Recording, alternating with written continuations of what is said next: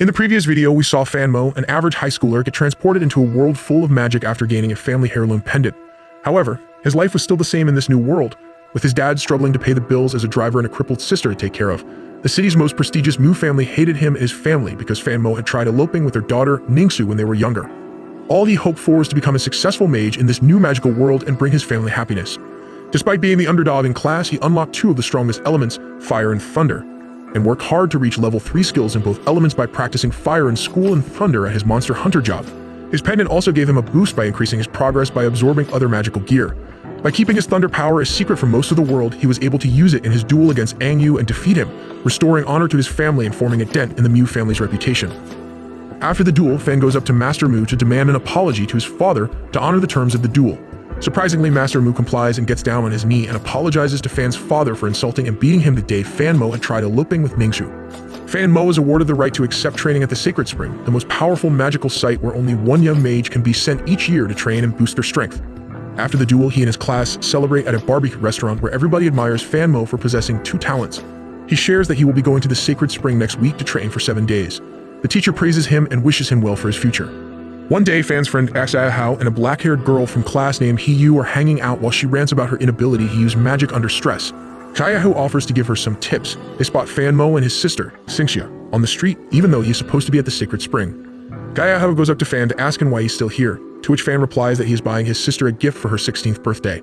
Xiaohao offers to take her back home so that he can leave for the Sacred Spring. Fanmo excuses himself and gets on his way, arriving at a tall skyscraper, where Miss Tang and Master Mu are waiting for him. They get on an elevator which takes them down to floor B15, and they lead him to a door. Behind the door is the Sacred Spring where he can train for a week. Before he enters, Miss Tang hands him a star chart book which he can use when he reaches star chart level to release spells. He runs into the captain who tells him how shocked he was to find out the Mo Fan and his monster hunter party was Fanmo all along. Fan asks why he is here, to which he replies that he's come here to talk to the guard of the Sacred Spring, who happens to be the sister of the girl that went missing from the school during the Cyclops attack. He and the sister went to investigate the cave behind the cafeteria and found multiple Cyclops tracks and mysterious liquid, which they suspect to have come from the Sacred Spring. They are still trying to figure out what it means. The captain tells Fanmo to just concentrate on his training so that he can become the second youngest nebulous mage after Ningsu Mu. Fanmo abruptly leaves after hearing her name. The door to the Sacred Spring is heavily guarded and opens only to Fan, closing immediately after he enters. There is no way to go but forward on the narrow passage toward the central platform, with water around it as far as the eye can see. Fan can feel his power increase as soon as he sits at the center of the platform. Meanwhile, the missing girl's sister inquires about the liquid found in the caves. The lab technicians confirm that analysis reveals the liquid is similar to that found in the Sacred Spring but has the opposite effect. It affects beings by filling them with hatred and bloodthirst, dubbing the liquid Spring of Rage. The presence of this liquid in the cave explains why the Cyclops, usually timid monsters that hide in the dark, are causing rampages in the city. Rain begins pouring over the entire region, including the Snowy Peak outpost. Patrol Squad 4 hasn't returned from their rounds, unsettling the commander. Suddenly, 2 bright red flares flash from the middle of the dense woods, signaling a code blue emergency. Panic erupts in the watchtower as Patrol Squad 4 relays a message to the commander that they are being attacked by a ferocious monster, the likes of which they've never seen before. Their 2 light mages were killed while sending the first 2 flares. Otherwise, they would have sent 4 flares to signal a code blood emergency, which means a catastrophe is occurring. The commander issues a code blood alert and dispatches his soldiers to face the threat. A line of fire mages shoot fire at the group of one-eyed wolves trying to infiltrate the fort, but the highest level mage is killed by a huge white wolf with ice spikes on its back. A messenger informs the commander that monsters have been sighted within the city. Nobody knows how this is possible because the outpost is still handling the monsters in the mountains, making it impossible for them to reach the cities. The commander rallies his mages to go to the city and help the citizens evacuate into the safety zone by dividing into 2 groups, one protecting the civilians while the other kills the monsters.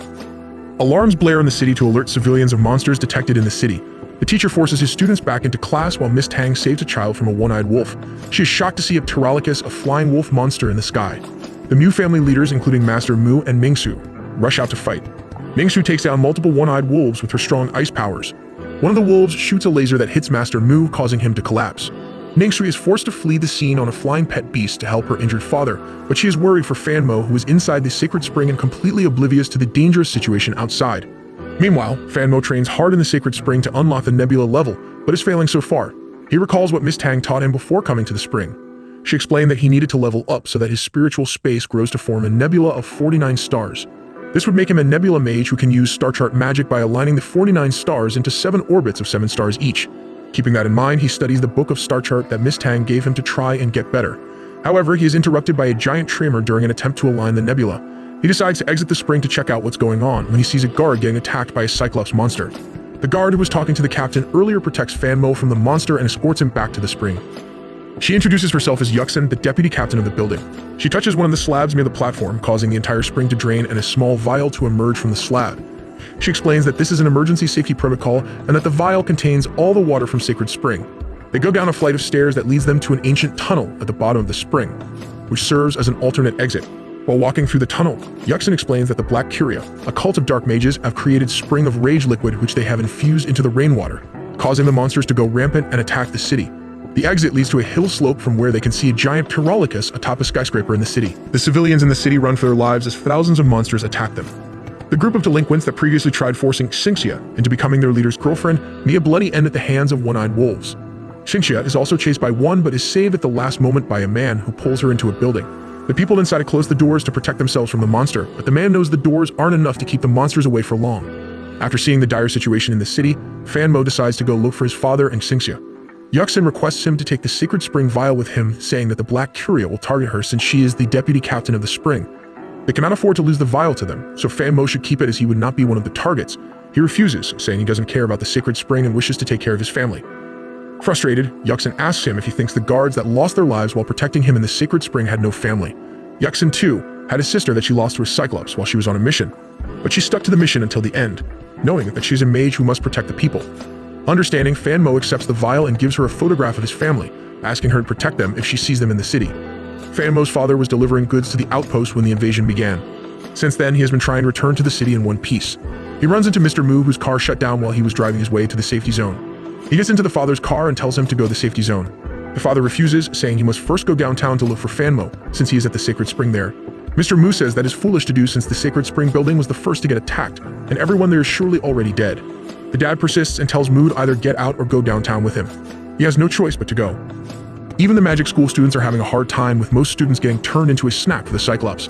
Min, the fire mage classmate, gets chased by one of the wolves, which she tries killing with her raging fire spell. It seems to work for a second, but the monster gets back up and almost bites her head off, but Ba-Mu saves her by casting a powerful ice spell. He gives her a baseball bat to defend herself in case she gets too stressed to use magic at some point. He's surprisingly calm in this situation and tells them to follow him. He saves another student by freezing one of the Cyclops with congealing ice. Xia Hao and the Hiyu seem to be having their own romance subplot, hide from the monsters in the hallway. However, they get surrounded by two Cyclops monsters on both sides. Xia Hao carries her in his arms and teleports them to a higher floor using his wind powers. However, he gets attacked by a one-eyed wolf that stamps him to the ground. He tells her to run away and leave him, but she doesn't have the heart to.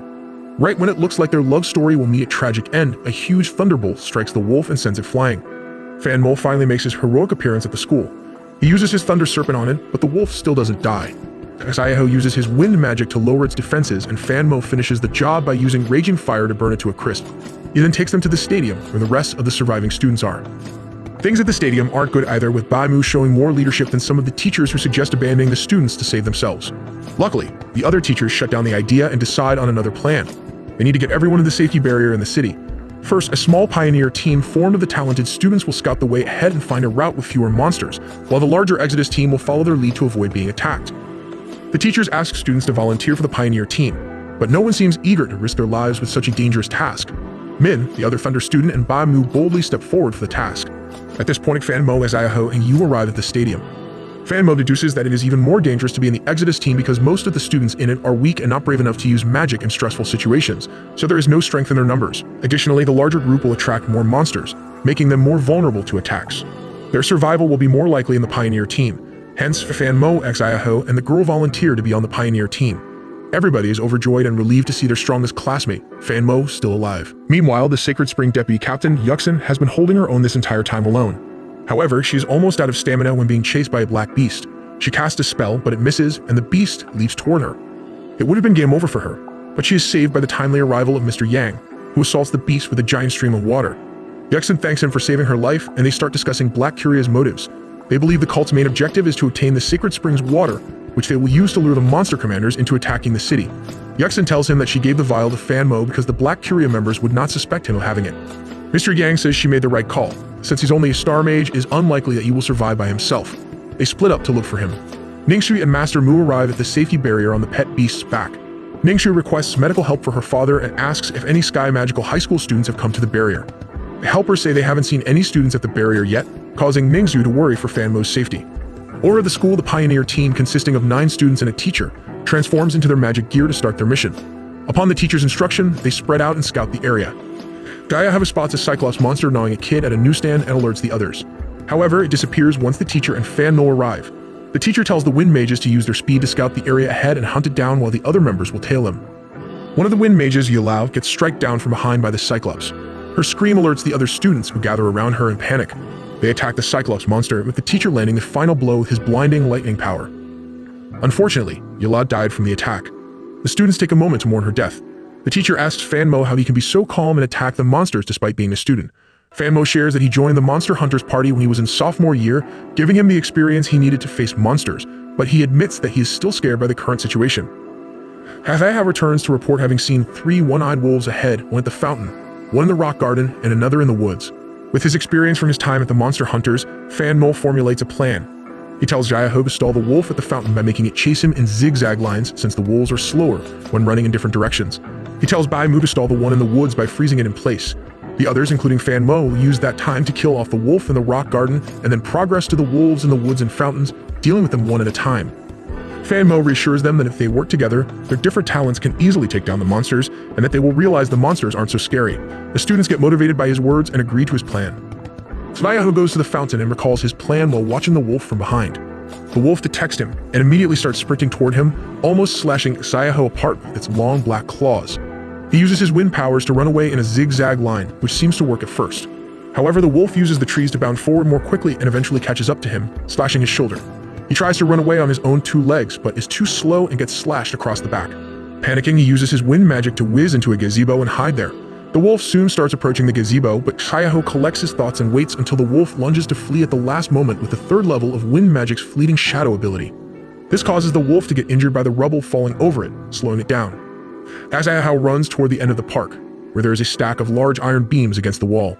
The wolf follows him till he is cornered near the wall, and it pierces his black claws into Svayaho. However, thanks to the fleeting shadow ability, the wolf actually attacked Zayahu's projection, causing the wolf to pass his claws through thin air, lose its balance, and fall into the stacks of iron beams that pierce right through its body and kill it. Relieved, Zayahu realizes the one-eyed wolves aren't as scary as he thought. Meanwhile, Baimu tries to freeze the one-eyed wolf in the woods but knows his ice powers are too weak to keep the monster frozen for long. His friend, who accompanied him, suggests running away and directly heading toward the safety barrier, but Baimu calls him foolish for thinking they could make it without the help of the others. Baimu manages to freeze it completely for the time being, and they run toward the rock garden to inform the others of the situation. Over at the rock garden, Fanmo and the other Thunder Talent students subdue the one-eyed wolf with their combined powers, but they know it isn't enough to kill it. Kazuyaho arrives there but cannot stand due to his injuries, causing everyone to worry. At the same time, Baimu and his friends emerge from the woods with their wolf closely following them. Fanmo directs a fire attack toward it and follows it with Thunderstorm and multiple other fire spells, burning the wolf to a crisp. 2 wolves down, 1 to go. With the united efforts of the Pioneer team, the 3rd wolf is also defeated. Everybody thanks Fanmo for his leadership, but being a good leader, Fanmo credits the entire team's work. If it wasn't for Baimu having frozen the wolf in the woods before, it would have been much stronger and Fan wouldn't have been able to kill it so easily. He urges them to remember that the key skill for mages is teamwork. He tells Baimu to use his strong creeping ice ability to protect the team, rather than using it as an attack move to freeze enemies. He asks Siyu to work with the teacher to protect the team, but she thinks she can't do so because she gets too stressed to use magic when faced with a monster. The teacher tries to comfort her when Xiaohu uses his little strength to tell her to be more confident in her abilities before passing out. This makes the others notice his grave wounds, which won't stop bleeding. The teacher says that ordinary bandages and fire will not stop the bleeding. What he needs is a hemostatic agent, which they can obtain from the nearby pharmacy. Fanmo volunteers to retrieve it, but Xiaohu tries to stop him, saying it is not worth wasting time to save him. Fanmo holds his friend's hand and points out that the team wouldn't be able to do anything without the valuable scouting that wind mages provide. He promises to return with the hemostatic agent soon. Far away from the city, Fanmo's father races toward the safety barrier with Mr. Mu and Tao. However, one of the tires gets punctured by the worst of luck, causing the car to stop. The father frantically tries to change the tire, receiving no help from Mr. Mu. He gets frustrated and begs Mu to help but sees the passenger seat empty. Yuxin is still looking for Fanmo when she runs into Instructor Yang Bai from the outpost, who has come to the city with his archwolf. He tells her that he is tasked with finding and protecting a student from Sky Magic High School. Guessing he must be referring to Fanmo, she decides to hand the task to him completely and spend the rest of her time trying to attract the Black Curia toward her for the Sacred Spring. Meanwhile, the other Pioneer team members continue looking for a route toward the safety barrier, with Xiaohu being carried by one of the students. One of the Earth Mages uses his wave detection skill to scan the area for monsters. He reports that there aren't any monsters nearby, making the streets safe for passage. While walking through it, the team finds the complete silence suspicious, wondering how a city rampaged by monsters can have an area completely deserted. Baimu shushes them and looks ahead through the edge of a wall. They are petrified to see a thorn-faced wolf, a warrior-level monster. Baimu explains that there are 3 levels of monsters, with the lowest being slave, followed by warrior, and finally, the terrifying commander level. The Cyclops and one-eyed wolves they have faced so far belong to the slave level, but a warrior-level monster is way beyond their leagues. Fanmo desperately searches the area for a pharmacy, determined not to let his friend die. He recalls their time together at school when Sayaho shared his dream of attending a good university in a bigger city. He enters an abandoned pharmacy, but cannot find the hemostatic agent anywhere. While roaming the store, he notices a hole in the floor and inspects it to find a Cyclops monster-devouring corpse. It shoots a laser beam from its eye, which Fanmo dodges. The force causes a few medicines to fall from above. Luckily, one of them is the hemostatic agent he needs. He grabs it before the Cyclops jumps out of the hole and tries attacking him. The Cyclops jumps out of the store and prepares to attack him again, but is grabbed by the much bigger warrior-level thorn-faced wolf, who tosses it into its mouth and swallows it in one gulp. Fanmo escapes by getting into a sewage pit and reunites with the rest of the team through the drains. He gives the hemostatic agent to the teacher, who applies it to Sayaho's wounds, causing them to get healed instantly. Meanwhile, the Exodus team has started their journey through the path cleared by the Pioneer team. They come across Yula's dead body on the street. They finally appreciate the huge risk the Pioneer team is taking to help them reach the protective barrier. They decide to carry Yula's body to the barrier for a proper send-off. The Pioneer team manages to make it close enough to see the walls of the safety barrier. All they need to do is cross the moat in front. There, they run into Instructor Yang Bai on his archer wolf. He tells Fanmo that he has been looking for him, and that he should hand over the sacred spring vial to him for better protection. Sensing something wrong, Fanmo backs away and says he will hand the vial directly to the commander, Kongzhan himself. Yang Bai reveals his true colors, intending to kill Fanmo to obtain the vial. He asks Fanmo one final time to hand over the vial, and by doing so, he will spare their lives. This confirms that Yang Bai is a part of the Black Curia, meaning the sacred spring cannot get into his hands at any cost. Fanmo refuses to give the vial, saying he had killed one of his archwolves before and can do it again. Yang Bai snaps his fingers to summon 3 black beasts from the ground. They pounce at him at once, causing Fanmo to tell the others to fall back. During the little time that he turns back, the archwolf tramples him to the ground. One of the black beasts attacks Sayaho, but his wind magic doesn't work. At the last moment, a small water shield protects him from the blow. Sayaho makes the horrifying discovery that Yu made the water shield at the cost of getting stabbed by one of the beasts. All this focus diverts to her, and one of the thunder mages protects him from the beast with a thunderstorm. The students work together to take the 3 black beasts down while Sayaho rushes to Hiyu's aid. Hiyu says she is glad to have finally used her powers to protect someone. Sayaho yells at her for endangering herself, but she uses her last breath to tell him she did so because he is very important to her. After that, her eyes shut, falling Sayaho's arms. At the outpost, Kongzhan receives word that one of the members of Patrol Squad 4 survived the initial attack. The survivor alleges that the light mage that sent the flares was killed before sending the third by a pet archwolf. With this information, the commander suspects the only member in the outpost who owns an archwolf, Instructor Yang Bai. Over at the inner side of the barrier, the protective barrier guards inform Master Mu of the current situation while a nurse bandages his wounds. Refugees are flooding into the barrier all at once, causing much chaos. Ningshu overhears the guards talking about a large group of Sky Magic high school students approaching the barrier. Hopeful that Fanmo is still alive, she tries to leave the barrier to help him. However, Master Mu forbids her from doing so and orders the guards to ensure that she does not leave without his permission. Fanmo, still trapped under the Archwolf's claws, watches as more and more of his friends become casualties. He uses both his fire and thunder powers to fling the Archwolf across and free himself. Yang Bai says that no matter how much he tries, his friends will die if he doesn't give the sacred spring to him. Fanmo pulls out the vial containing the sacred spring, but instead of giving it to the instructor, opens it and drinks it. The energy from the spring upgrades Fanmo to a much higher level, with which he strikes the Archwolf down with a powerful thunder spell. He-Min and Bai-Mu work together to kill one of the black beasts. However, the Archwolf recovers and throws Min across. While the students fight the monsters, the teacher lays low and crawls toward Yang Bai from a cliff above.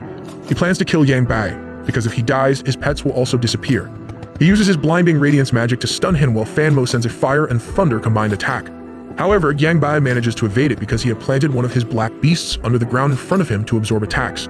Bai-Mu charges toward Yang Bai with a black ice sword, successfully landing a lethal blow on him and causing the beasts to disappear. Hiyu's death brings a cloud of gloom over the team as Tayahu cries over her body. Multiple outpost guards, including Mr. Yang, arrive at the scene to see their colleague Yang Bai dead. They prepare to attack the students who killed him, but Fanmo explains that Yang Bai was a Black Curia member who attacked them first. He presents the black puddles left behind by the beasts as evidence. Mr. Yang orders some of the investigators to bring samples of the puddles and Yang Bai's body back to the protective barrier, while the rest escort the students safely to the barrier. There is no point in sorting the matter outside where other monsters can attack them. Hence, the Pioneer team finally makes it into the protective barrier after losing 2 members. They send word to the Exodus team who celebrate their achievement and start moving quicker toward the barrier. Meanwhile, a group of outpost guards scans the area around the sacred spring building atop which the Pterolacus is.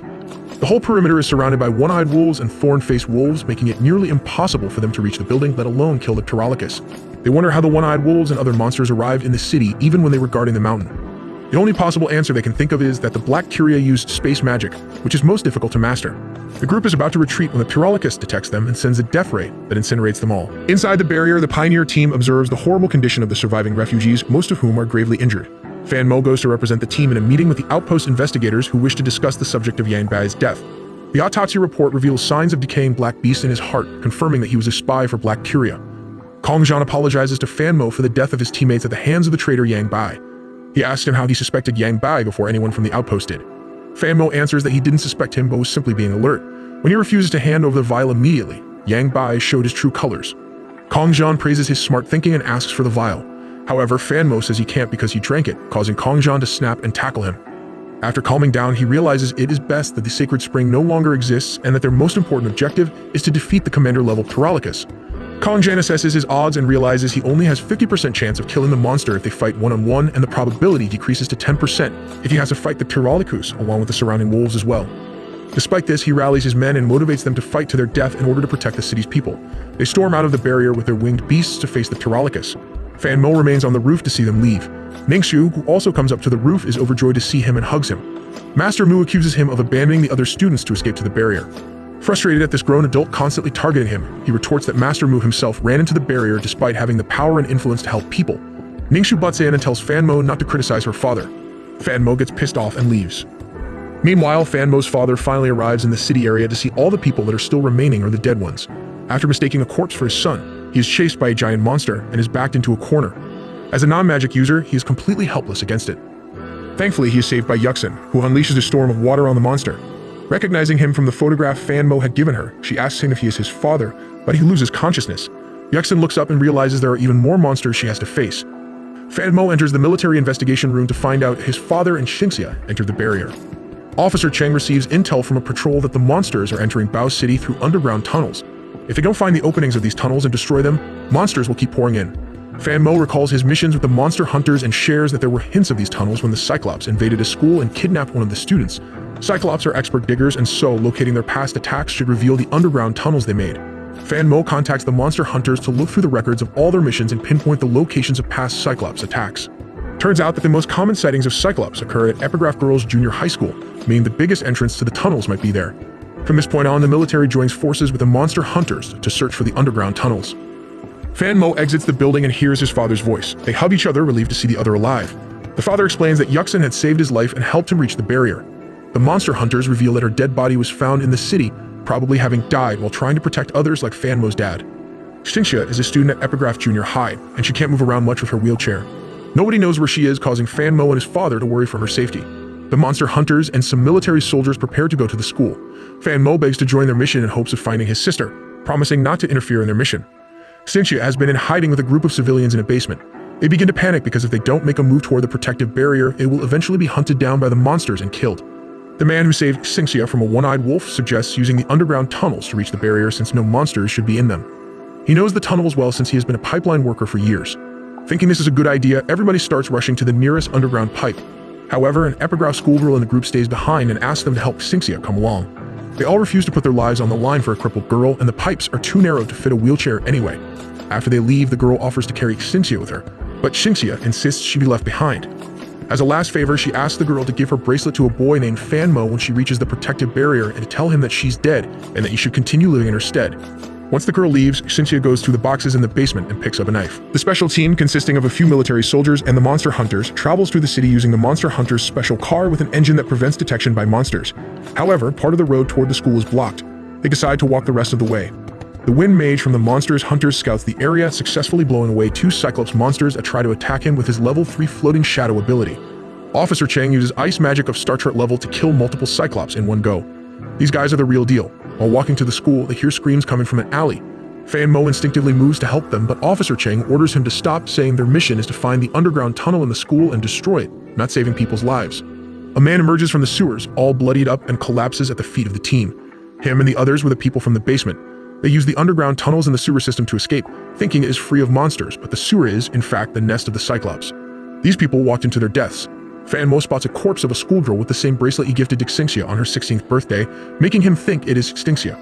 He rushes toward the body and realizes it isn't his sister's but confirms that the bracelet is Xingxia's.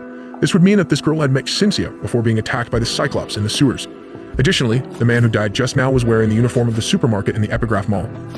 These clues point toward Xingxia being somewhere in the mall. A special team wishes Fan Mo luck, and they part ways. After transforming into magical gear, Fan Mo makes his way toward the supermarket. Xingxia sneaks her way around the supermarket, trying to find a way out. One of the Cyclops detects her, but she abandons her wheelchair and stuffs herself into a refrigerator. The monster destroys her wheelchair, expecting to see a person, but leaves disappointed. Two hooded Black Curia members, one with a big nose and the other in full armor, monitor the city's state from atop a roof. Since the military knows about the entrance in Epigraph Junior High School, they must be killed before they destroy the tunnel there. The two decide it is best to let most of the members die at the hands of the monsters and take care of the rest when they are weakened. They spot a bright light from a thunder attack in the distance. The one in the full armor recognizes him and tells the other to stay back as he kills the Thunder Mage himself. You guessed it, the Thunder Mage was Fan Mo. He defeats the monster with the thunder attack, but gets ambushed by a shadowy figure. Fan Mo dodges it and enters the mall. The armored man stands on a beam above him and praises him for dodging the figure. Fan Mo asks who he is. The man slowly removes his mask to reveal himself as Ang Yu, the one Fan Mo defeated in the duel. Did you see that coming? He reveals that he dealt with Master Mu's bullying and abuse for 10 years in order to gain access to the Sacred Spring during his coming-of-age event. He was so close to achieving his goal, but Fan Mo disrupted all his plans and Ang Yu failed to deliver on his mission for the Black Curia. They punished him for his failure by permanently scaring half of his face. If it weren't for Fan Mo, the city would have already been destroyed and Ang Yu would have been promoted to a higher rank by now. After ranting his frustrations, Ang Yu brings out a dark sphere from which he releases black puddles, each giving ride to a black beast. Fan Mo runs away from the beasts using both his elements. The big-nosed member calls Ang Yu, informing him that the military has reached the school and that they must divert their attention there. Ang Yu refuses to come at first, wishing to see Fan Mo's death with his own eyes. However, fearing another punishment, he leaves his pets behind to finish Fan Mo off. Fan Mo tries his best to avoid the beasts, but eventually gets surrounded. He locks himself into the CCTV surveillance room, where he sees a destroyed wheelchair on one of the screens. On the screen above, he spots Xingxia hiding in a refrigerator in the supermarket. Fan Mo recalls the captain teaching him that Cyclops have poor eyesight and mainly rely on their eyes to detect heat signatures. Hence, if you want to hide from them, the best solution is to use ice magic. Despite the stressful situation, Xingxia was smart enough to hide in the refrigerator to avoid being detected. The black beasts have been pounding against the door this entire time, causing the door to break open. Determined to save his sister, Fan Mo focuses hard to conjure a powerful spell. To his surprise, the pendant glows with the help of the Sacred Spring's energy and causes him to level up to Nebula. He aligns the 49 stars in his nebula to form a star chart by the time the beasts ram the door down. His body gets surrounded by star chart fire and he uses the notebook of star chart that Miss Tang gave him to attack the beasts with the star chart level fire fist spell. The other beasts try to run away, but he takes them down with single fire and thunder attacks. Meanwhile, Xingxia tries slowly crawling away from the Cyclops in the supermarket, but one of them detects her. She stabs its eye with a knife she carried before it can bite her. The other Cyclops monsters run toward her, but start feeding on the dead Cyclops body. She uses the opportunity to roll under a low shelf where they can't reach her. Fan Mo comes to her rescue, setting the monsters ablaze with his newly acquired fire powers.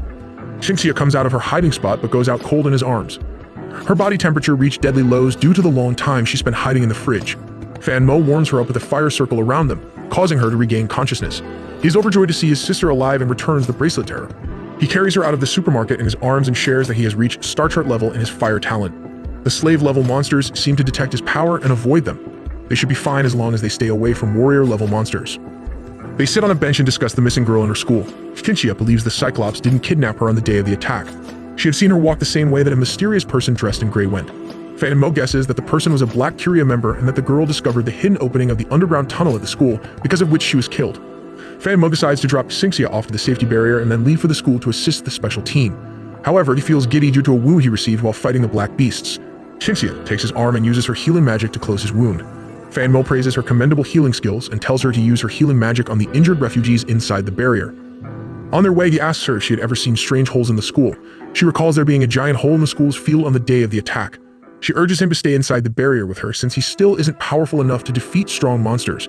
However, Fan Mo cannot stand to do anything as the city they grew up in falls apart. He has always wanted to be a successful mage that brings honor and safety to his family, and so he must perform the duties of a mage during this dire time.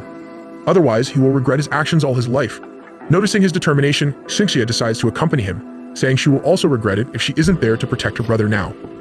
Fan Mo speeds through the roads on a motorbike and Xingxia realizes he is taking a route toward the protective barrier, not the school. Their path is blocked by a warrior-level thorn-faced wolf. Fanmo takes a U-turn and tries to move in the other direction, but the wolf keeps following them. He drives the bike into a narrow alleyway, and they hide under one of the buildings on the side, successfully causing the wolf to lose their trail. He admits he has no idea how to defeat a warrior-level monster.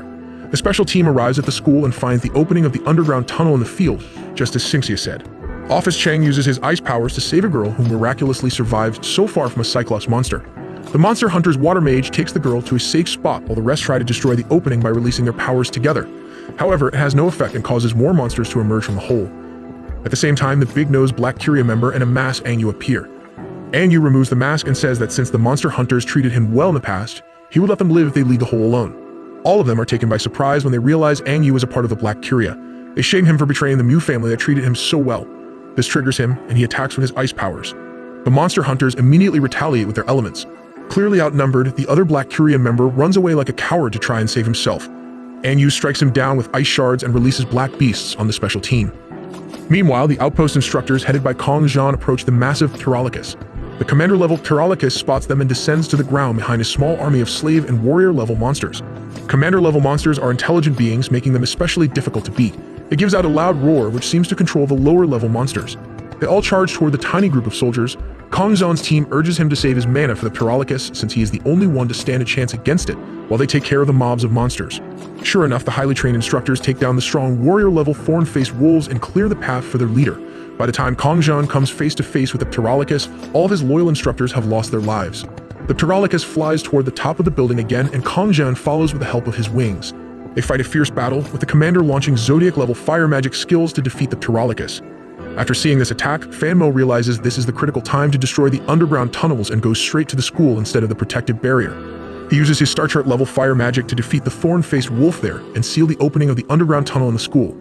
Anyu, who fled the scene once Fanmo arrived, promises to destroy Fanmo by destroying the city one day. Everybody at the protective barrier spectates Fanmo's display of power with awe. Our hero wonders if all the trouble has